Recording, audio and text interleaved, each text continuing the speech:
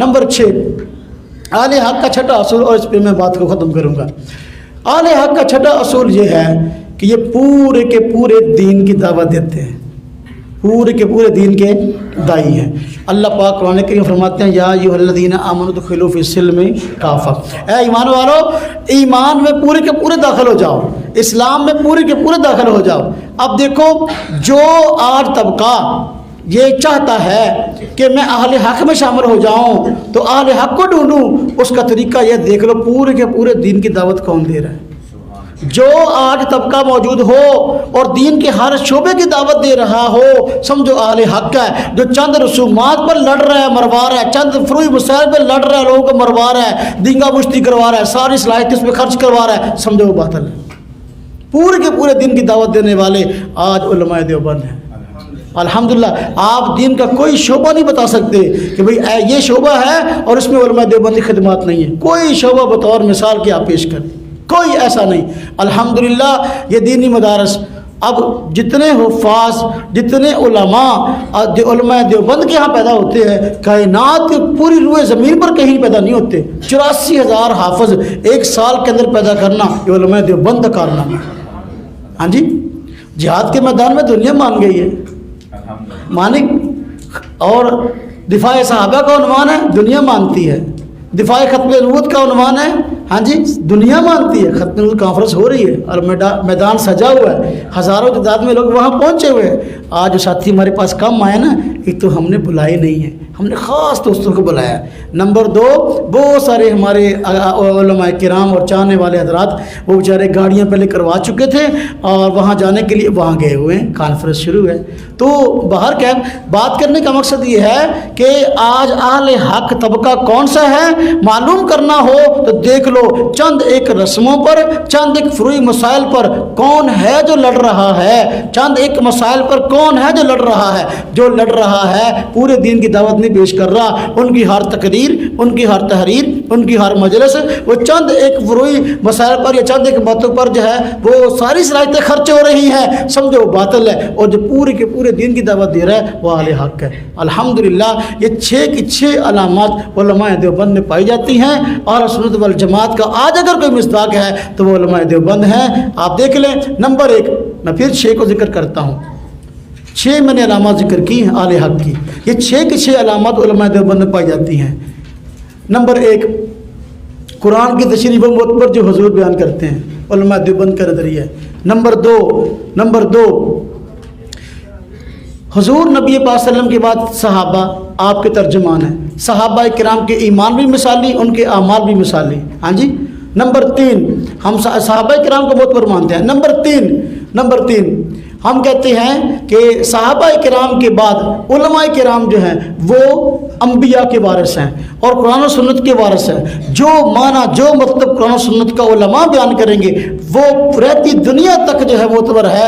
और ये अल्हम्दुलिल्लाह आज भी उलमाए देवबंद जो हैं बाकायदा इसके तर्जुमान हैं। नंबर 5, दीन में गुलूब अल्हम्दुलिल्लाह अहले सुन्नत वल जमात उलमाए देवबंद दीन में गुलूब से कोसों दूर हैं। मैं इस पर मिसालें दूँ तो आप हैरान हो जाएंगे, वाह क्या मिसालें हैं। और एतदाल का आज अगर कोई मंबा मौजूद है और एतदाल पे चलने वाली जमात मौजूद है वो उलमाए देवबंद की है। मैं इस पर एक आदमी मुझे कहने लगा कि फिर के इन्ने ने तो कितना पता लगे तुम सच्चे हो। मैंने कहा हम इंतहा पसंद नहीं है। कोई अकीदा ले लो, कोई मसला ले लो, हम अकेले नहीं हैं। हमारे यहाँ 3 तबके पाए जाते हैं, हम हैं, बरेली भाई हैं, अहले हदीस हैं। कोई अकीदा ले लो, हम किसी में एक नहीं है, कोई ना कोई हमारे साथ है। हम कितने मसाइल ऐसे हैं उसमें अहले हदीस अलग रह जाते हैं, कितने मसाइल ऐसे हैं बरेलवी भाई अलग रह जाते हैं। हम किसी मसले में, किसी नज़रिए में अलग नहीं है, बड़े कोई ना कोई हमारे साथ मौजूद है। ये हमारे इत्तेदाल के होने की वाज़ेह दलील है। बात समझ आई।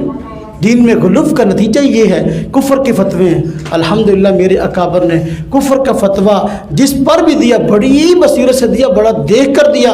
और हम हर आदमी को काफर नहीं कहते।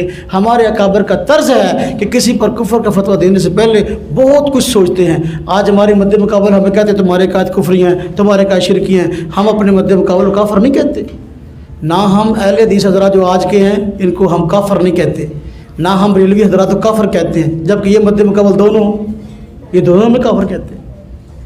یہ اس سے بڑی اعتدال کی اور دلیل کیا ہوگی مجھے بتائیں آپ؟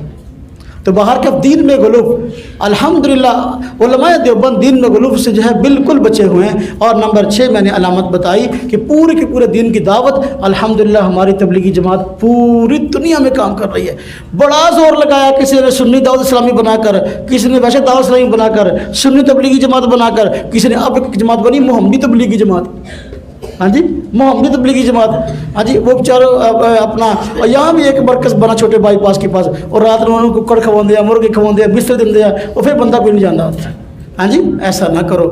ہم کہتے ہیں ہماری تبلیغی جماعت ہے نا الحمدللہ نہ یہ کسی سے زکوٰۃ مانگتی ہے، نہ کسی سے صدقے مانگتے ہیں، نہ قرآن اپنا قربانی کھالے مانگتے ہیں، نہ انہوں نے ہر چوکر محلے کے اندر گلے رکھے ہوئے ہیں۔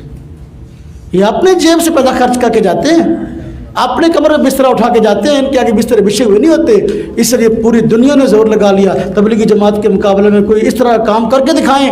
الحمدللہ چونکہ یہ اخلاص ہے، میں کل بلکہ 2-3 دن پہلے اپنے بچوں کو بتا رہا تھا کہ حضرت شیخ الیاس رحمۃ اللہ علیہ تبلیغی جماعت کے بانی ہیں، انہوں نے تبلیغی جماعت کو کیسے آگے جو ہے ترقی دی، ان کا اخلاص اس کے اندر شامل ہے۔ وہ میواتی وہ پہلی قوم جو کہ سب سے پہلے شیخ الیاس رحمۃ اللہ علیہ کی جو ہے مخاطب تھی، آپ ان کو جو ہے وہ اپنا پنجابی کے اندر حکے تار کے دیں اندر سے کہ میری بات سن، ہاں جی حکے تار کے دینا کہ بھئی بات سنیں بیٹھ کے۔ اب وہی آج تبلیغی جماعت پوری دنیا میں پھیل گئی ہے۔ یہ کیا بات کرتے ہیں؟ یہ فرقہ وارث کی بات کرتے ہیں؟ نہ کسی سے نہیں لڑتے، اگر کوئی لڑے بھی تو اسے کہتے ہیں نہ بھائی یار اسی طرح لڑتے۔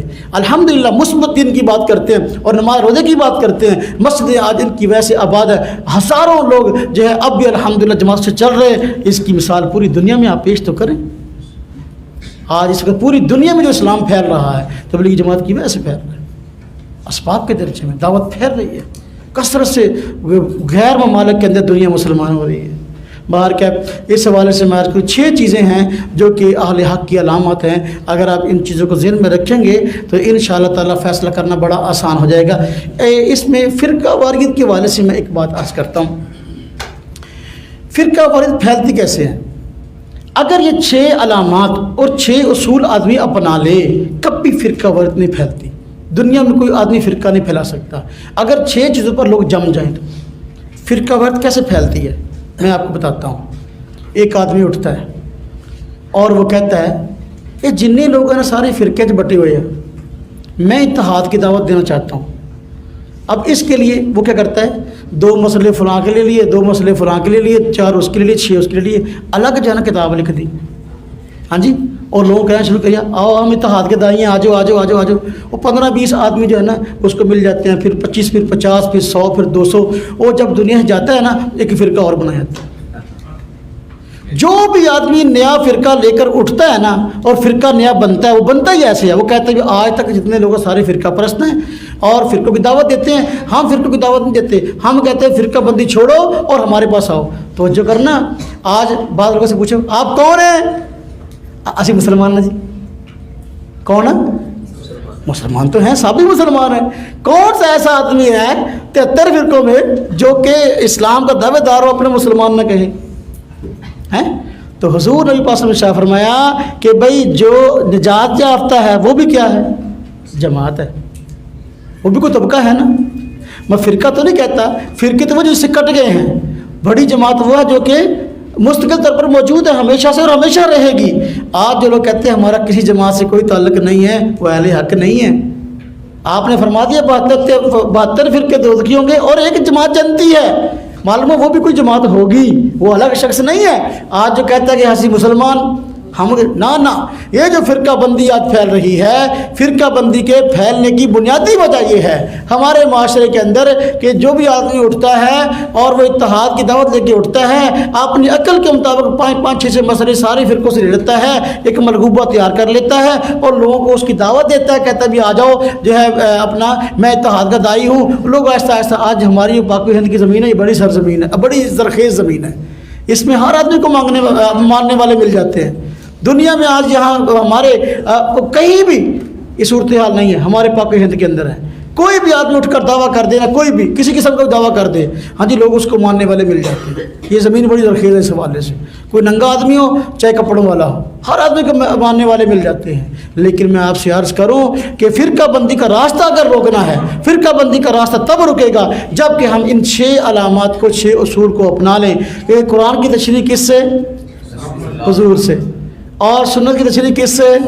صحابہ سے، اور صحابہ کے بعد حضور کے وارث کون ہیں؟ علماء امت۔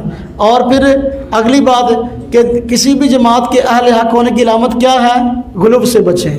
اور اس کے بعد بڑی جماعت ہو، کیا ہو؟ بڑی جماعت ہو، اور پورے کے پورے دین کی دعوت دینے والی ہو، چند رسومات پر لڑنے مرنے والی نہ ہو۔ جو کچھ کہا سنا گیا اللہ پاک عمل کی توفیق عطا فرمائے، ہم سب کا حامی و ناصر ہو، ہم سب کا آنا یہاں بیٹھنا اور آنا قبول فرمائے۔ وآخر دعوانا ان الحمد للہ رب العالمین۔